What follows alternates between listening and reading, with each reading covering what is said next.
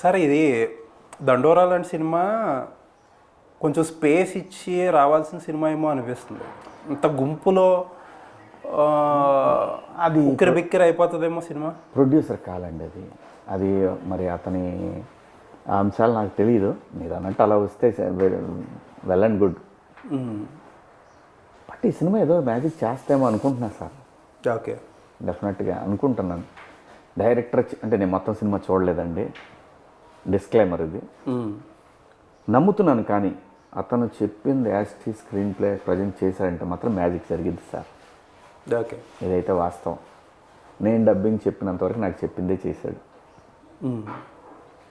మొత్తం సినిమా చూపించమని మనం అడగలేము, అంతే. ధర్మంగా ఆర్టిస్ట్గా నేను అడగలేను.